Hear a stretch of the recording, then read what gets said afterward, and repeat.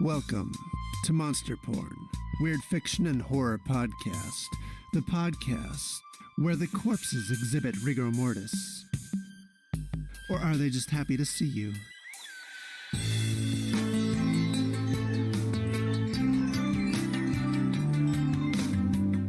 This week's story, Two-Sided Sarah, by Matt Cummins.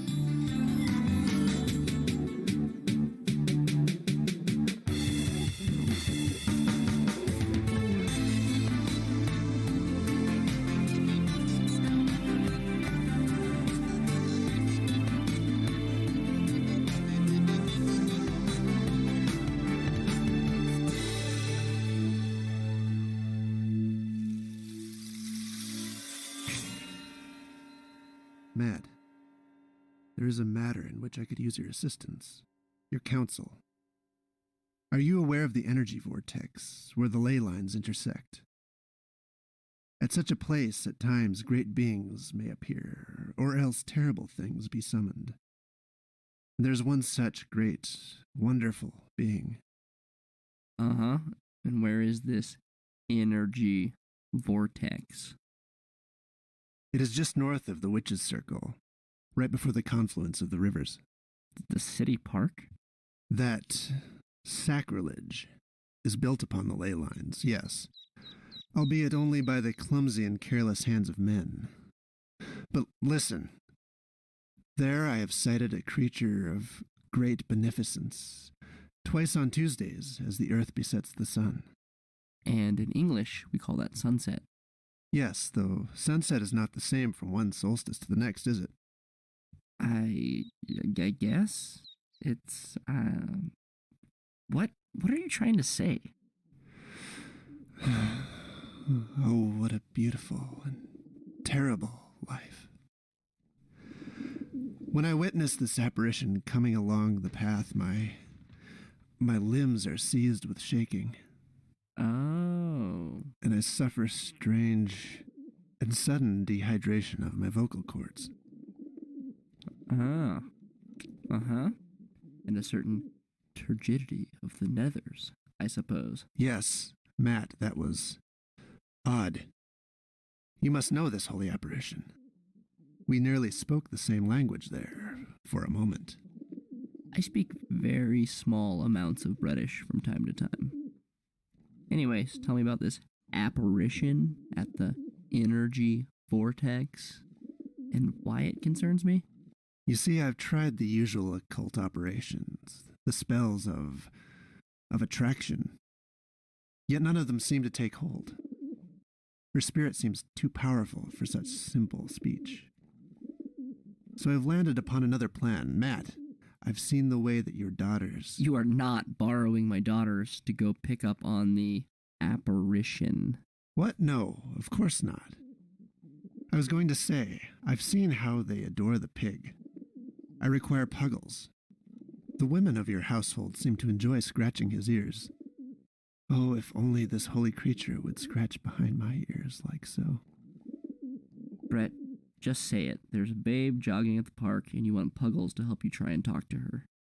I must understand this holy apparition. I must interact, study the parts that make her her. Ow, god damn it, that's creepy, Brett. Studying her... What? Man, just take the pigs. If you... Puggles, do you want to? He just nodded. Oh, great. Now my pig is nodding and responding to questions, and you're about to take him to go sexually harass a holy apparition? I think I'm going to stick around here for a while and record the next story.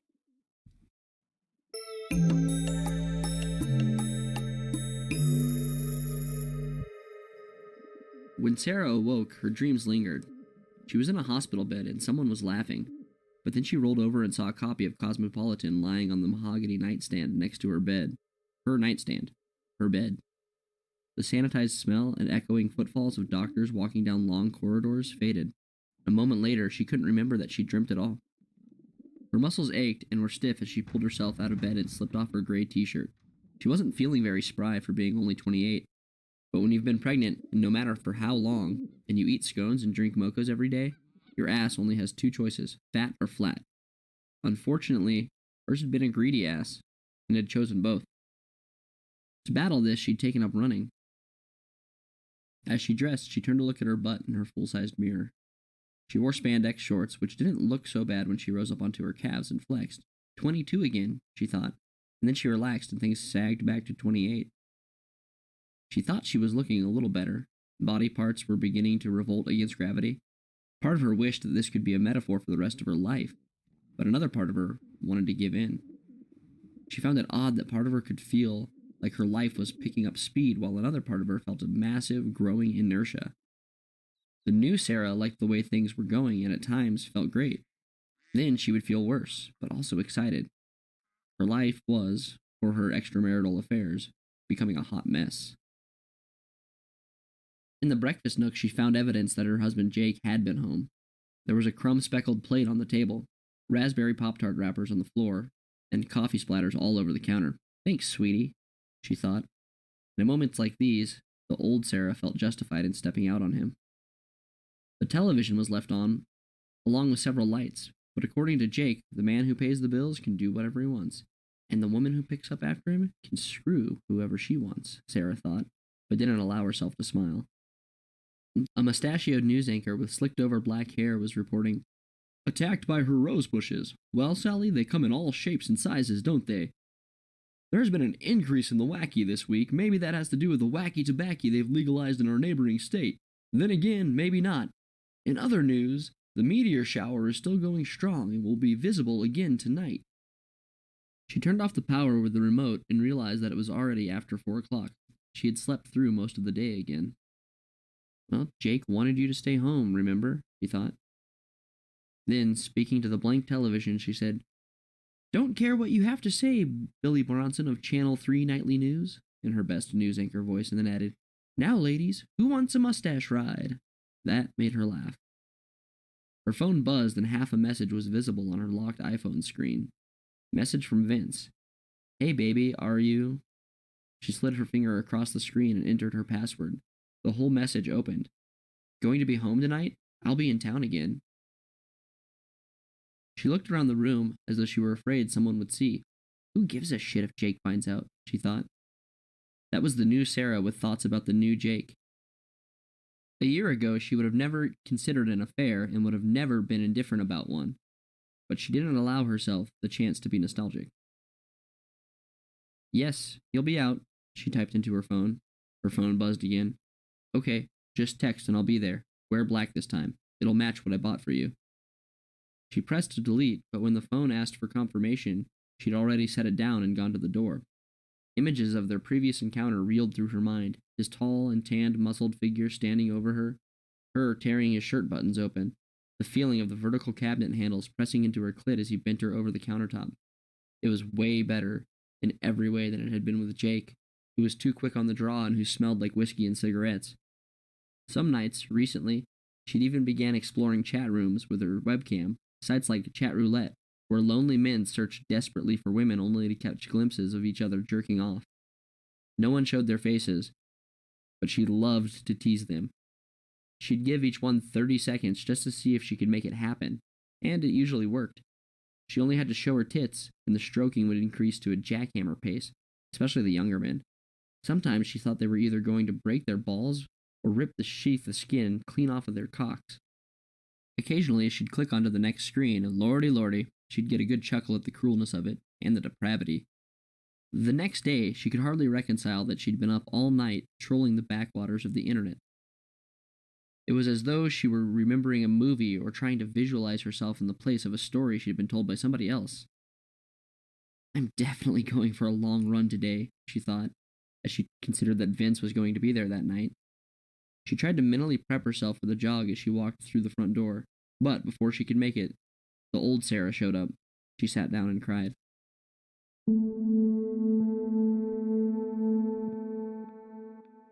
"Honey, you all right?" An old woman with short white curls asked, peering over her glasses. It was Mrs. Jones, she of the keen eye and the green thumb, the token neighborhood blue-haired busybody, their next-door neighbor. It's just, the time of the month, Sarah said. Mrs. Jones raised her eyebrows, as though she were surprised to hear that Sarah was capable of having a monthly.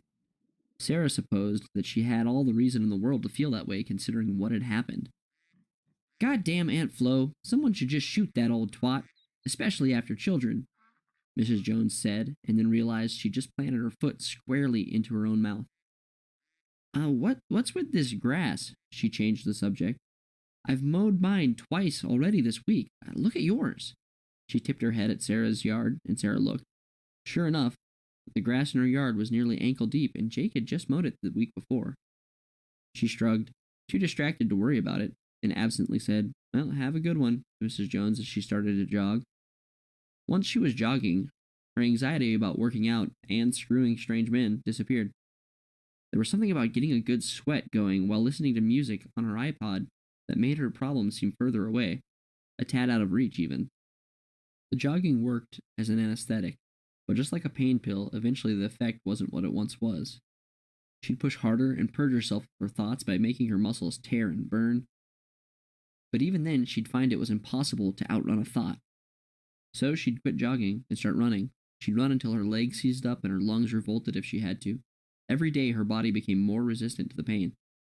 On this particular day, she'd been doing fine until she ran past the park. "James!" she heard a child shouting as two kids played on a couple of old rusty sand diggers. A small red-headed boy, with big ears and a dopey smile, slammed the head of the bucket into the sand, pumped his scrawny arms against the weight of the levers, and then, with a twist of his hips, tossed a scoop load of sand towards the kid next to him. "Randy, Randy, eat some sandy," the boy said. The boy, James she presumed, chanted and then repeated the action. The other kid was bigger, but his sand digger had a rusted pivot point. He pulled and pushed, but they wouldn't budge. "Eat shit, Jimmy," Randy said as he leapt from the digger and chased Jimmy across the park. Sarah ran faster and faster and looked straight ahead, trying to ignore the laughter, but it didn't work. The tears were coming again, and the memories flowed with them. The hospital, Jake lifting her from the car and rushing her inside. Nurses, doctors, so much blood. My God, she remembers thinking, it's like a Quentin Tarantino film starring my pussy. Pussy Fiction, Snatch Unchained, Reservoir Twat. Reservoir Twat. That was the one that had made her laugh, and she laughed. She laughed as men and women in scrubs pushed her gurney down the hall and into the operating room. Who's to say who were the nurses and who was the doctor when all you could see was the reflection of the fluorescent lights on the blood pouring out of your insides? She cried as her jog slowed into a power walk and then to a stop. She was near the end of the subdivision, and she felt no urge to turn around and go back to the house. Or maybe she'd see her husband before he went out to the bars. She didn't even want to see Vince. Part of her did, but that part of her was mostly quiet when she ran, but this morning's run was different. Today, she felt like a paper boat in a storm at sea, clinging to the surface, but getting thrashed by the waves. She had three choices. She could jog along the side of the highway that connected the subdivision to town. She could turn around and go home, or she could go down to the Burnwood jogging path. The highway was out. Too many wrecks happened along that stretch. She didn't want to end up as the bloodstain at the end of a long set of skid marks, or the face of an advertising campaign against drunk driving. She also wasn't going home. She was never really going home again if she thought about it. She resided there physically, but it was beyond time that she admitted to herself that a fundamental change had taken place. Her current domestic life was a temporary situation. She turned off of the road and went under a small wooden archway that served as the entry to the path. She nearly had to duck to get under the vines as she broke out in a cold shiver as they brushed across her forehead like long, dead fingers. If she had lingered a moment longer, she would have seen a flash in a trail of smoke in the sky above her. But she was well under the cover of the treetops. A few miles in front of her, along the path, a small meteorite made its way through the atmosphere and embedded itself into the asphalt without so much as a sound.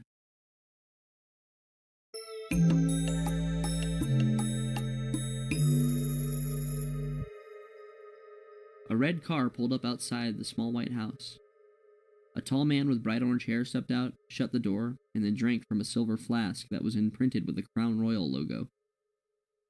Only he wasn't drinking Crown Royal. He was drinking Tin High, a cheaper bourbon, an alcoholic's bourbon. On the door, he found a note that read, "Jake, out jogging, Sarah." "Not even an I love you," he said to himself as he walked into the house. He stopped on the threshold and said, "But no fuck you either." And that was a knee slapper, and it deserved a drink. He emptied the flask and went for the bottle. Inside, he found that the house was a little more picked up than it had been, and somewhere in the margins he felt badly about that. But the margins seemed to disappear with each drink. He pulled a bottle of Tin High whiskey from the cupboard in the kitchen and drank. Bottoms up, he thought. When he sat down on the sofa, he swung his leg onto the coffee table with a little too much zeal and sent a picture frame up into the air. He watched it shatter on the carpet. "Oh, fuck," he said with his vowels and consonants bleeding into one another. He checked the bottle, and there was only half of it remaining. He picked the picture frame up off the floor. It was a picture of him and Sarah on their honeymoon in Oahu. How long has this been here? He thought, and he decided he didn't know. They looked happy. He in his white t-shirt with binoculars around his neck, and her in a blue bikini. She looked good, her long caramel color filling out the bikini in the right places. Everything else tight and perfect. Jake had often thought couples tend to be a little similar looking. His friends who were all married had significant others who could have passed for family members, but he and Sarah only shared one common feature, bright blue eyes, which looked natural enough to him, but Sarah's great-grandfather had been black and her grandmother was Cherokee. Her eyes were an exotic fantasy that he'd been lost in from the first time they'd met. Even looking at the photo, they were so stunning that he had to take a drink. Next to her, he looked like a tourist taking a photo with a swimsuit model during a chance encounter at the beach.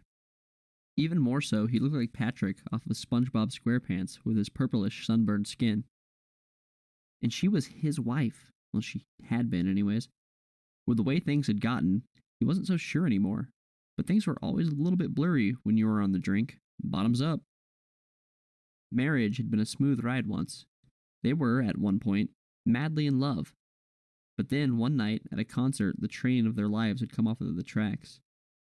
They were at a Rolling Stones concert in Denver, an investment they had made before they had found out that she was pregnant. Jake knew they shouldn't have gone, but it was the Stones. It was going to be his and Sarah's last hurrah. It would be the last chance, he'd said, to see the Stones before Keith Richards shriveled up into a pile of dust, which would likely be pure cocaine in Jake's estimation. So they went. Jake ushered her through the doors of the arena with one arm draped over her shoulder. She'd told him at least twice that he was being overly protective. He knew that he was, once they were at the venue. He also knew that she was too vulnerable to be in a place like that. Not to mention all of the cigarettes and weed that he could smell. This was a bad idea, he'd thought, as he led her up to the seats. They weren't on the ground floor, so they were a good distance away from the stage. They were only up 3 rows, so they still felt close. The railing in front of them gave Jake the satisfaction of knowing that his wife was protected from the rowdier members of the audience. Still no place for a pregnant lady, he told himself. Then, while they were standing comfortably in their row at the Pepsi Center, he heard a scream. He heard his wife's scream. It was loud enough for even a few people nearby to hear over the screeching guitar solo, but not loud enough for them to show any real concern. She buckled at the waist and then fell into the railing in front of her. He had caught her, but it was just as her head had hit the handrail. "I'm all right," she said, but it was pretty obvious that she had been concussed. Jake had seen the same glassy look on the faces of teammates during football games in high school. The kids who said, "I'm all right, coach," before strapping back in and getting their lights knocked out on the next play. The concert went on around them, just a brief inconvenience. The crowd kept rocking and the Stones kept rolling. Jake noticed that her jeans had darkened around the crotch, and it was obvious that they had to leave, which was the only responsible decision he had made to that point in their pregnancy. Jake assumed that her being pregnant, preggers as she would call it, would somehow make it more likely that she would piss herself, something she already did if she laughed too hard. But when they got into the car, he found out that it wasn't urine. Her jeans, above her knee, were turning purple. Dark purple. Jake, what is that? Christ, Jake, what is that? She started shouting as she pressed her finger into her jeans and brought away a dark red smear. Sarah made a small sound like a cat mewing just before she passed out for the first of many times that night. He took her to the hospital, and the blood just kept coming. And then he heard that god-awful laughter, that insane laughter coming from his wife just as they sedated her. A laugh he'd never heard before, but had heard plenty times since that night in the hospital. The doctor had said it was something to do with the concussion and the stress she'd suffered from the situation. He said it was something like shock. Then why in the hell does she still do it? He reflected now, a year later. What about the baby, Doc? What about my son? He asked out loud to the empty house. But that had been obvious. Things had ruptured that couldn't be repaired, like her uterus and their marriage. Looking at the picture in his hand, he thought about how beautiful she was and how strange things had become. He also thought about the week before they'd found out that she had been pregnant, when he'd gotten her drunk a little and done a line of cocaine with her in the bathroom. Just a bump, baby, for old time's sake, he told her before they snorted it and then screwed in the bathroom stall. And it had been like old times. The fucking had been incredible. When the miscarriage happened, Jake could never separate the facts that he'd gotten her drunk and high, and that they had lost the baby. He'd killed their child and broken his wife's body just so he could get fucked up with her enough to make it feel good, like he was a man and like he was satisfying her. They didn't make love for 3 months after the miscarriage. The first 6 weeks were just standard recovery time, and then after that, she told him that she'd felt broken, as though her most basic human purpose had been taken from her. She had been passive and silent until the night that the laughter started. It didn't start while watching the Goldbergs or after one of his lame jokes that she'd always loved before. What did the scone say when the other scone asked him about the chicken crossing the road? It said, "Holy shit, a talking scone!" He heard that laughter creeping out from behind a closed bathroom door one evening while she was bathing.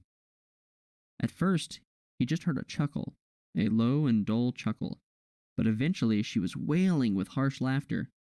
He opened the door cautiously. He almost didn't open the door at all.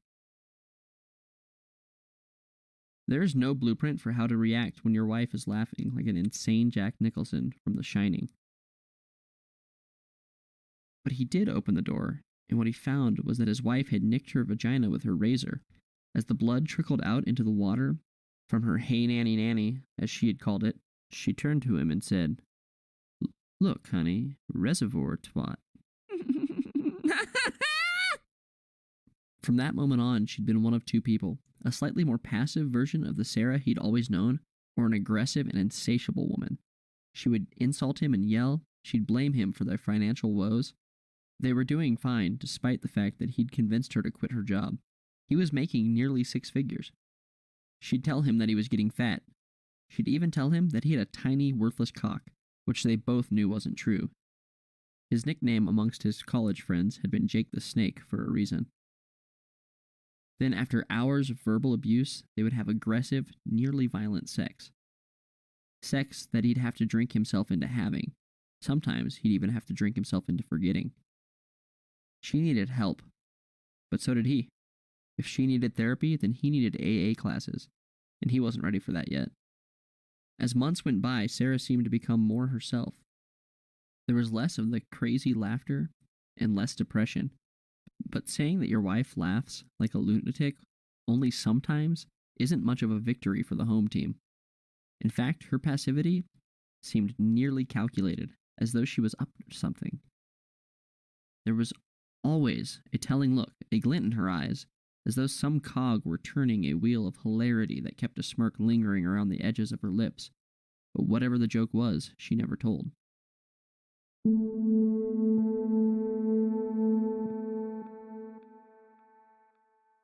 "Why is she out jogging now?" he said into the empty house. Sarah had taken up jogging recently, but she was usually home by now. Of course, he was usually at work, but sometimes you had to just leave early for a drink. She should have texted me, he thought, but it had been nearly a month since the last time that they'd bothered texting one another. He noticed her phone sitting on the counter and picked it up. He remembered her password. It was their wedding month and year. It surprised him that she hadn't changed it. But he was even more surprised by the text message he found. The screen said delete message. Yes was highlighted, but he selected no instead. It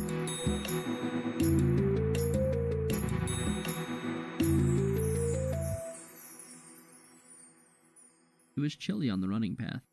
The shade cast by the white oaks and smaller green ash trees kept the midday sun and the sound from the highway out. As she ran, she admired the vines growing along the fences and the handrails built to keep people from wandering away from the path.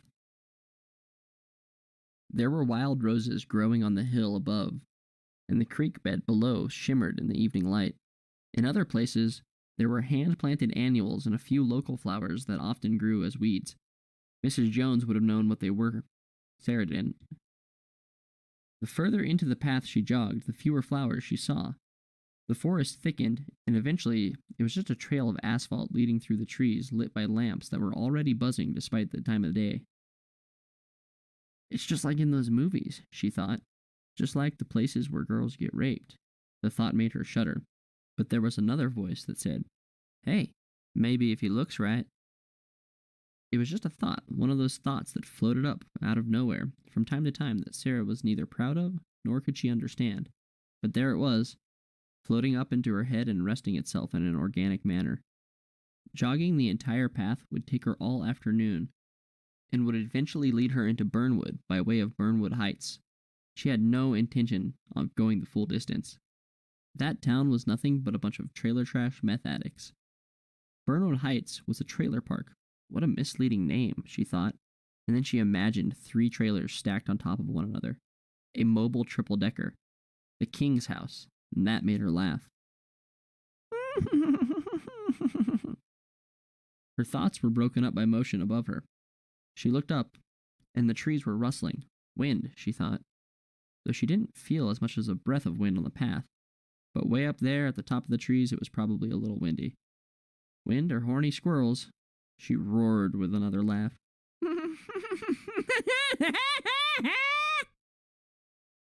The longer she jogged, the more she started to think about Vince coming over that night. Her husband would be out doing God knows what, and she'd be fucking Vince right on top of Jake's paperwork. I may even use one of Honey Dearest's shirts to clean up. Maybe even his precious paperwork. That thought made her wince. Sarah wondered what kind of lady had such messed up thoughts. Maybe Vince will even knock me up. Another thought floated up from that other space where that other Sarah seemed to exist. One who threw in an occasional opinion and cackle.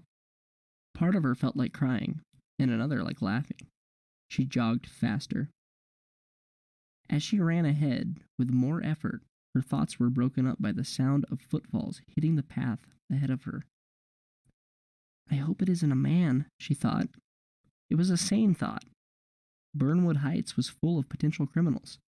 I hope he has a big twanger, was another thought that rose up from that other side of her mind. You shut up, she thought.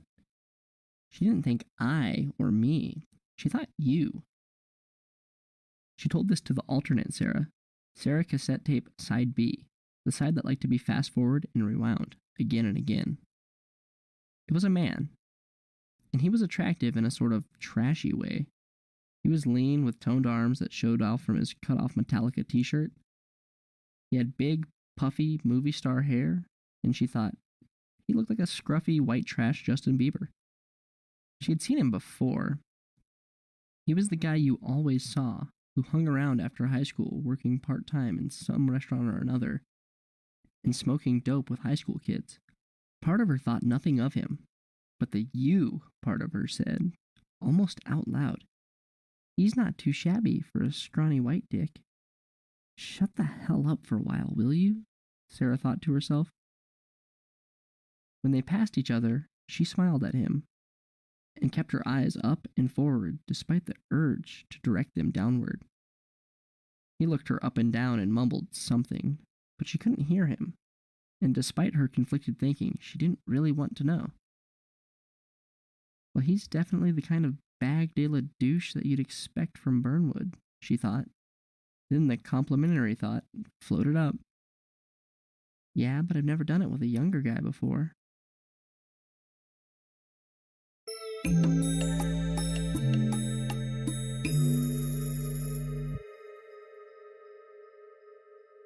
Jake stared at the phone, half aware that he'd picked up a tennis ball and was squishing it with his left palm while reading the words repeatedly, trying to make them into something that sounded real or imaginary. But alcohol kept him in a kind of intellectual limbo. Disbelief had passed into numbness, but was now being replaced by a growing heat. "She's cheating on me," were the words that were repeating in his mind, but they were thin and he couldn't quite get a grip on them, like grasping at mist. In Jake's mind, the good times were playing. Suddenly, he couldn't remember the fighting and the medical bills. What he saw were all of the good times, like an old and grainy film stock. He saw their first date and wedding night. He saw how they worked together on their first home loan. He saw all of the nights that they spent at their favorite restaurants with their favorite drinks, the late night makeout sessions behind the wheel of his Jeep, her hands slipping all over him as they kissed. All the late summer nights in their apartment, listening to the crickets outside after they had made love. The way she'd cried when he'd slipped down on one knee. The way he had cried when she had said yes. Then the good times were interrupted with that wicked laughter. Jake nearly thought he could hear it in the walls of their home, echoing around him. That was the sound of his new Sarah. That was the sound of the bad times. The sound of blood and arguments. It was the sound of his detachment and irresponsibility. His refusal to be a man when his wife became pregnant. His refusal to be her foundation when she was so clearly struggling. He drank and paced, and when the guilt and anger seemed to boil up and over at every attempt to stifle or subdue it, furniture began to flip. He turned over the couch, hardly able to feel the strain it had put on his back. And when he did, the coffee table tipped. The picture of their honeymoon was on the floor again. He picked up the picture from the coffee table, and his eyes caught something in the blur that his vision had become. He struggled for comprehension as the photo blurred in and out of focus. One moment, it would be he and his wife, arm in arm, and the next, it was a stranger kissing her, a faceless man with his hand groping the inside of Sarah's bikini top. Before Jake knew it, he was watching a large, faceless man screw his wife against a palm tree. Through broken glass in an equally broken frame, she was screaming in pleasure, and Jake could hear it. She was screaming just like those women with the beach ball jugs that he sometimes watched on his iPad in the guest bathroom after Sarah had gone to sleep. Except these weren't porn stars. This was his wife. And what the man inside the frame was packing made Jake the Snake insecure. Jake went back to Sarah's phone and texted, "At home, all alone, and wearing black." Then he let his finger hover over "Send." He drained the rest of the bottle, pushed the button, and then went back to his bedroom safe and got his gun.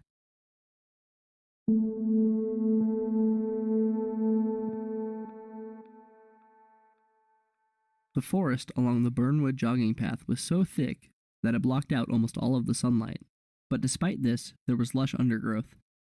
If nosy old Mrs. Jones had been there, she would have known immediately that something wasn't right. Sarah didn't even notice. The forest was intimidating in how thick and old it looked. Unlike that little hobbit running in the forest, she thought. It was something like Ganghorn or Fanghorn. She wasn't the nerd. Jake was the one who was well versed in wizards and elves. Tangporn. That thought set her off into a round of laughter that made birds flee the branches of a tree like a burst of black confetti. While she laughed, she was too distracted to notice that the vines growing along the sides of the path shifted. Perhaps they moved by only a centimeter on either side, but it would have been perceptible had it not been for the laughter. Above her, the trees rustled again, and an acorn fell. "Squirrels cutting nuts?" she thought, as she jogged past the nut lying on the ground. She didn't know anything about acorns other than they had that famous shape like a bullet wearing a golfing hat. Didn't know that they were that big, she thought. It looked to be about the size of a baseball. But she was no naturalist. That was the crazy old kook that lived next door to her. Overhead and out of her sight, a squirrel and another one chattered back and forth. Then there was a choking sound and a snapping sound. The squirrels went silent as one's body dropped from the branches and dangled on the end of a limp vine. All Sarah heard was the sound of her involuntary and obnoxious laughter, and the late 90s rap playing in her earbuds.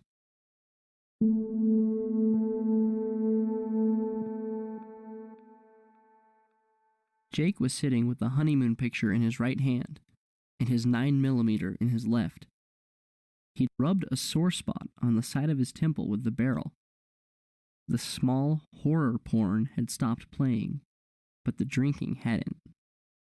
He'd even gone into the bathroom and grabbed a bottle of Sarah's medication. What he'd ingested, he didn't know. Now he was just staring at a picture of he and his wife.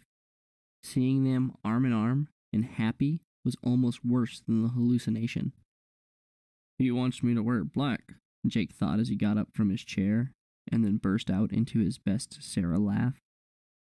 It was eerie hearing it echo through the empty house, but he was too drunk to care. The phone buzzed, and it was Loverboy. "I'm on my way.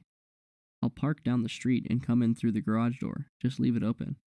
"That's not the only thing you want her to leave open," Jake said. He only snickered this time, and spittle fell down his chin as he did.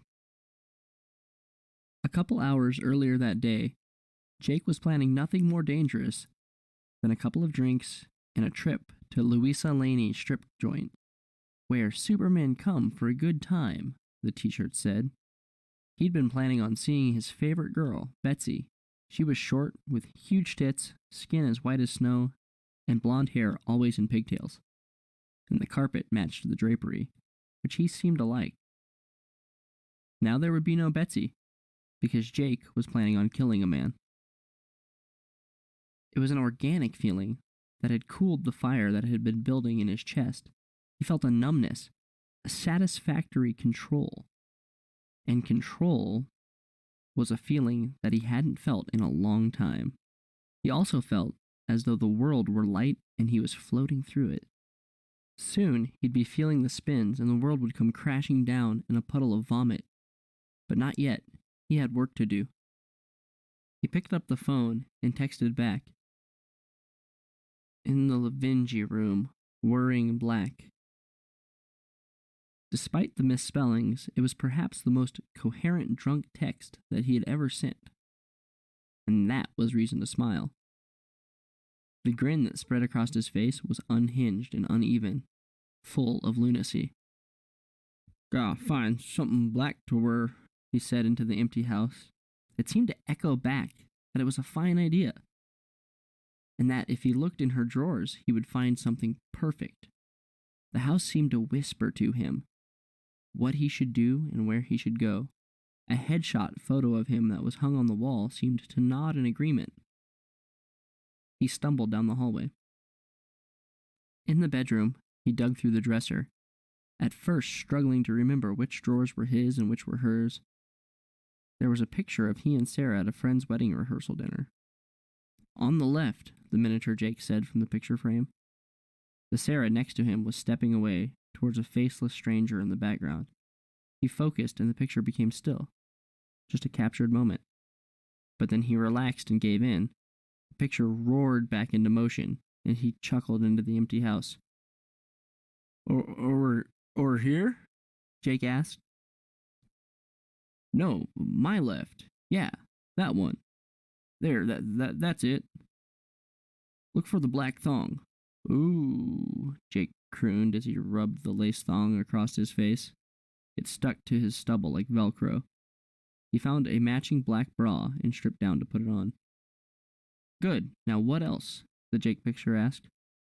"A girl gotta have lipstick," he said as he went to the bathroom and dug until he found a stick of dark red lipstick. He smeared it all over his face. As he passed through the bedroom, his eyes went to the full-length mirror. There was an ugly woman looking back at him, standing in the last light of dusk that was coming through the window. He had red lipstick smeared across his lips and cheeks. His puffy flabs stuck out from the straightened lace bra straps. Then there was his Jake the Snake, hanging out from the thong on one side and the rest of the package divided by the lace. From the picture frame on the dresser, the Sarah side of the picture shrieked with laughter as she toppled over onto the floor with a faceless stranger. The room filled with a green pulsating color as the booze and pills mixed in Jake's guts.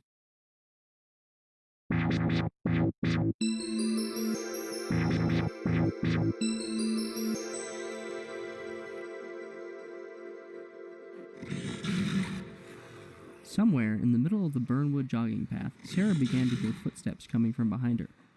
They were distant but loud, and seemed to be coming fast. Suddenly aware of her embarrassment from the previous encounter, Sarah felt urged to get off of the path, so she slipped between two large trees, nearly tearing her tank top. "Ditch it! You got a bra on," a voice said in her head. The kid with the puffy hair trotted past. "Holler at him! You need to get that ass into the bushes," she thought. "Shut up," she said to herself. But then she felt something move behind her, and she choked on a scream as she turned and fell back onto the path. It was only a vine hanging down pendulously. She laughed and laid back on the path, and if not for her laughter, she would have heard the jogging man's screams cut short in the distance.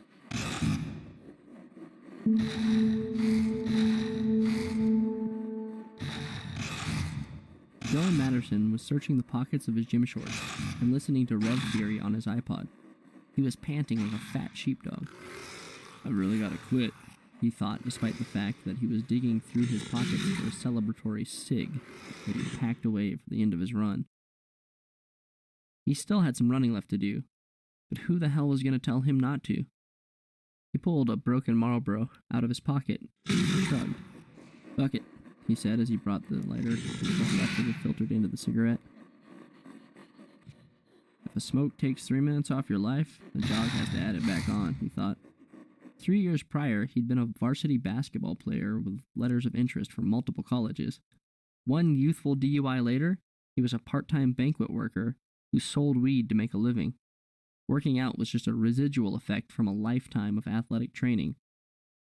Smoking was a residual from a father who gave him a cigarette for his 12th birthday, and a mother who was too battered to object. That is what his life was, a residual effect. He bobbed his head as he leaned against the entry to the Burnwood side of the jogging path and blew large puffs of smoke into the air. Fantasies of the woman he'd passed jogging swam through his pot-tarnished mind. Would have loved to have banged her. Before he completely drifted off into a daydream, his eyes caught the glister of green light of something on the pathway. He dropped his cigarette and stamped it out under his foot. He had another in his pocket somewhere. He strutted over to see what it was and saw a smooth green stone about a foot wide, like an embedded jewel in the shape of an eye in the middle of the path. "Where did you come from?" Dylan said to himself. He jogged this path several times a week, and he had never noticed this before. On the northward-facing portion of the stone, the asphalt was still smoldering and broken. Dylan picked up a stick and went to see if he could clear away any of the asphalt. But then the asphalt moved. The broken edges were like a thick liquid that softened and then solidified. The sidewalk just healed, is what Dylan thought. The smoke disappeared, and Dylan reached out his hand and touched it. It was cool. A light appeared in the green stone. It was an eye trapped in the translucent rock, and it glowed with a green iridescence.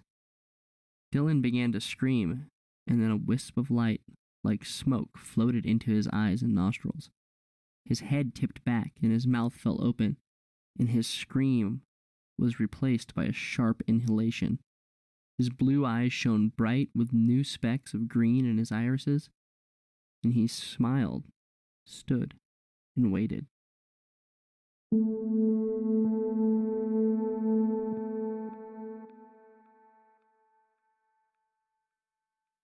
From the living room, Jake saw a black car drive slowly by. He got up and staggered to a chair in the corner of the room where it was dark, just out of the reach of the lamplight.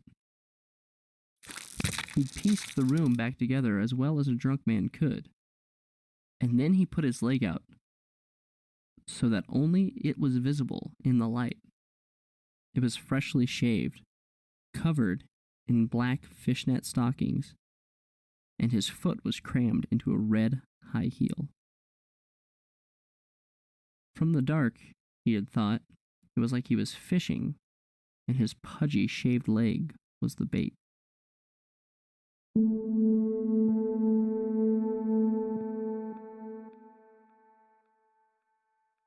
If Sarah had been jogging through these woods a few moments earlier, she would have, perhaps, witnessed a large meteoric stone sitting in the center of the path.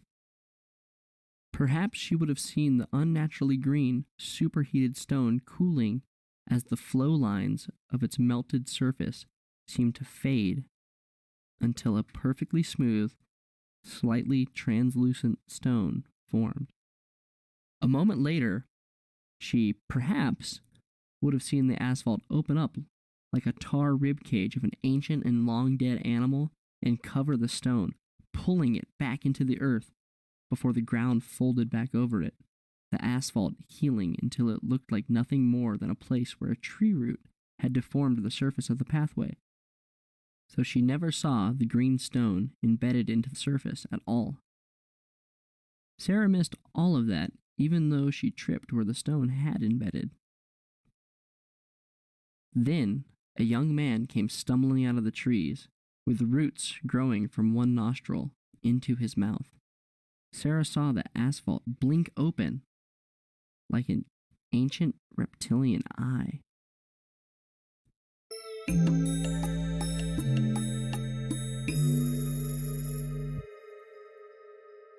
From outside the house, Vince could see only the slight glow of the lamp in the living room window. Other than that, it was all dark. The street was dark. The house was dark. And all the neighbors seemed settled in for the night. He stepped out of the car and dropped a cigarette onto the ground and stamped it with his foot. He liked getting a good buzz going before he fucked them. He wasn't a smoker, usually. He just liked getting going a bit before doing work. The best part of being a traveling salesman had been the lonely housewives. Every neighborhood had them, and he'd nearly had one in every neighborhood. This crazy Sarah bitch was the only one that he'd ever gone back for seconds on. She was just a little too wild, and he couldn't just get her out of his head. Vince slipped into the garage and opened the door. The house was dark, and there were a couple of candles lit in the mudroom. "Mood set, baby," Vince said. There was a sort of grumble in response, a sort of moan. "All right, warming up for me. I dig your style, baby. Where you at?" he asked as he rounded the corner into the living room, starting to strip off his clothes. He could see her leg from the shin down sticking out of the corner in the living room. She had heels on. He could see the glow of cell phone light for just a moment, but not long enough to see her. Then his phone buzzed. "Close your eyes and give me your gift," the text message said beneath the name Sexy Black Bitch. He took out a package he'd brought in with him. He stepped forward and, with his eyes closed, handed the package above the lamp. Their hands touched, and for a moment he thought they felt swollen, perhaps, and more calloused than he remembered. But he kept his eyes closed. He heard a sort of gasp from the other side of the lamp. It was feminine enough, but he thought it sounded like she'd lost her voice. "I told you I was as freaky-deaky as you, baby," he said with a grin. He opened his eyes and saw the leg disappear into the darkness. Then, above the lamplight, like a campfire storyteller with a flashlight beneath his chin, a blood-red smeared face appeared above the barrel of a gun. The other hand held his present, a long, black strap-on.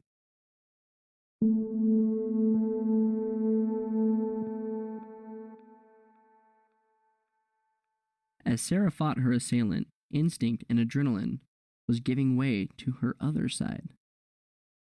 Don't fucking take it from this little bitch. Give it to him. He gonna rape you? You pussy? Fuck that. Rape him. Sarah was too frightened. She was fighting like a trapped and injured animal, too scared to think, to strategize or plan. Okay, you aren't going to listen to me? Step aside, bitch. That new and other Sarah said. Dylan, who wasn't really Dylan anymore, was too horrified to appreciate the situation. He was going to have sex with that hot mixed breed bitch who'd been all alone on the path. He may have even been okay with getting a junior in high school, a girl 5 years younger than him, so blacked out drunk that she didn't really have much of a say. But if she was drunk and he was drunk, well, it takes two to tango. But violent rape was nothing he ever saw himself participating in. Now he was seeing himself, and he had no control. He could see and feel and hear everything that was happening, but it was all faint. He was not in the driver's seat in his own mind. His new guest was there with him. He could see it. Stretched out across the windows that his eyes seemed to be from the recesses of his mind. There were vines, roots, and nettles stretching throughout the whole of his being. But there was an intent living in them that was ancient and terrible. Deep inside his mind, he felt reduced. And in another chamber, there was growing some horrible thing that was being conceived in the pit of his being. He caught a glimpse of a form sitting high amongst the thorns. It was a black shadow with a head shaped as though it were wearing a crown and eyes that were green. It squatted up there, looking at him, one long-fingered hand curled into a fist resting against its chin. So as he sat, cowering and pissing himself in the back corners of his mind, he realized it wasn't piss that he was feeling. For a brief moment, it allowed him to see from his own eyes and feel his body again. There was something very stiff and intrusive feeling its way up his leg, a smooth root. It inserted itself in his backside, and as though in response, the front raised into attention, and a flower bloomed from a place that made Dylan decide to completely give in and fade away. The last thing he saw was the woman's hand grappling to get away. He wanted to scream for her to get away, but then her hand touched the stone. "What's happening?" Sarah asked. "I don't fucking know," Sarah side B spat. "It's a little more crowded in here than we expected," a voice said in the darkness. Sarah whimpered, and the interloper grew in strength. Sarah side B laughed, and it tried to withdraw a little. "This mind isn't whole," it said in its thoughts, "nor this body whole. This vessel is broken." The whispers echoed. Sarah wept. Sarah side B gnashed teeth that were only a construct. "We can make you whole. We can give you what you need," it said. Sarah thought, "Yes, please, give me my child back." "We need a physical form," it said. "Shut up and fuck me!" Sarah side B screeched with laughter. Dylan was lifted into the air, vines coming from his back like puppet strings. His eyes were wide, and flowers bloomed from the sockets. Sarah alternated between screaming and laughing as the vines tried to invade her body too. Large, leaf-like appendages sprouted from Dylan's back, and the last thought to cross Sarah's mind before the union was consummated was that he looked like some type of trailer trash meth fairy. As the green stone looked from one of them to the other, and the vines tried to attach to Sarah, suddenly she tore free of them, laughing maniacally. She climbed the vines and she, true to her word, fully embraced the situation, and the eye stone darted back and forth nervously as Sarah Side B had her way with the possessed body of Dylan Madison.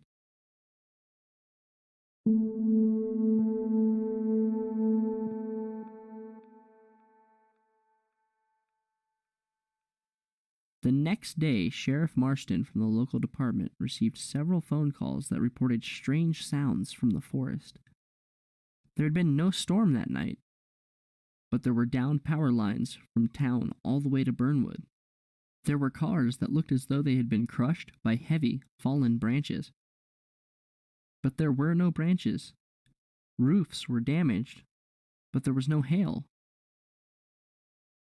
On his morning patrol, he drove past Mrs. Jones' house, and across the street he saw a glimmer of something in the trees.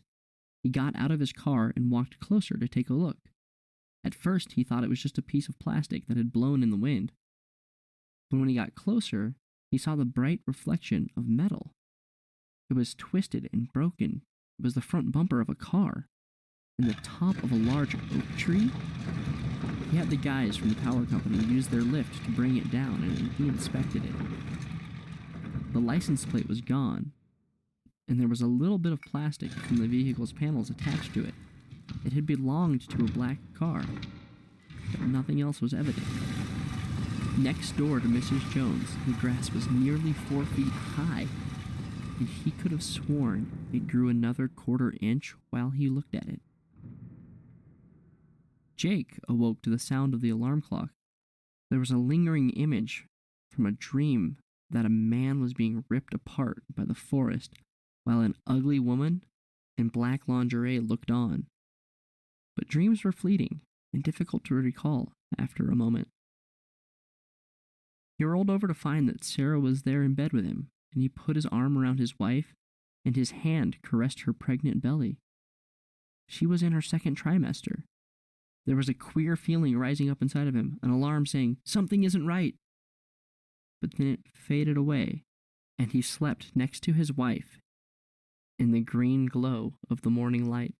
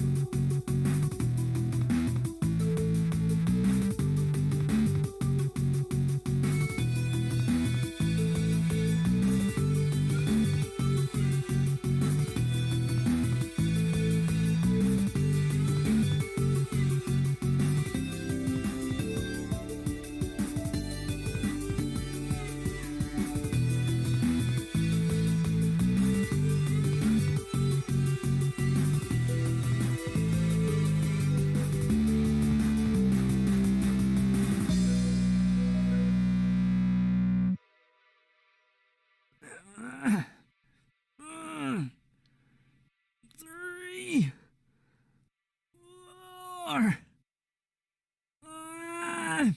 Matt, do you ever have feelings? Ah! Jesus! Brett, what are you doing? Asking you a question, Matt. What were you doing? Did I catch you in an act of ritualized self-abuse? What? No. I'm doing a home workout. Yes, and doing a handstand in your underwear. It's a very creative workout. I was doing, inverted, what do you want? An answer, Matt. How do people deal with having feelings? I think I'm gonna need clothes on for this. Would you feel more comfortable if I took mine off? Dude. Ugh. You're such a creep. Oh, thank you. She paid me the same compliment. Who? The holy apparition at the ley lines. Oh, yeah.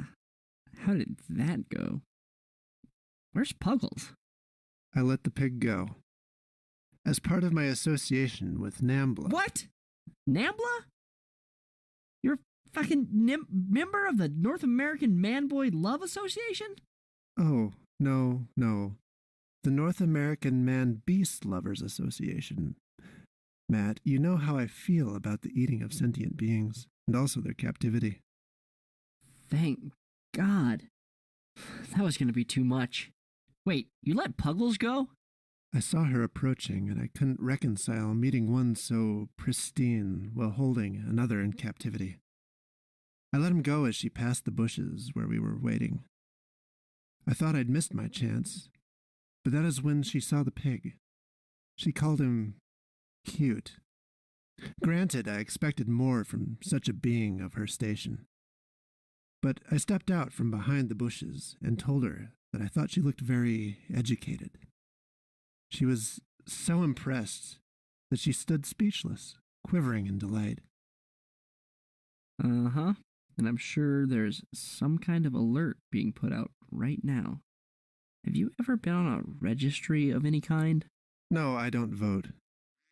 As she stood speechless, I told her she had a very intelligent appearance, a Roman nose, a Habsburg jaw, a Mona Lisa smile. That is when she flattered me by calling me a creep, and that's when I knew she understood. I feel like there's part of this story missing. The part where a red handprint appears on the side of your face and then the cops get called. She delightedly took the pig, and he delightedly followed her. He appreciated the freedom, your captive pig. I could tell by the glimmer in his eye. He was my wing swine. I could tell he was working on my side, because as he walked away, he looked back and winked at me. The last thing I saw was my holy apparition walking away in the sunset, and the pig's phallus dragging on the ground behind them as they rounded the bend. Ah, here's the pig now. Puggles! Good pig, you came back. And just to think, Brett was going to let you go. Oh, the nice lady gave you kisses. There are little lipstick kisses all over. Wait, lipstick shouldn't smear that easily. Or drip. This whole experience inspired me to write something. Something unusual. Something with feelings. Yeah, Norman Bates had feelings too. Yes, and Kathy Bates too, in Misery. I wrote a romance about encountering an apparition of beauty in the most earthly and unlikely of places. Did it involve chains, storm cellars, and promises that it only hurts because of your feelings? No, I feel like that's every romance novel, Matt.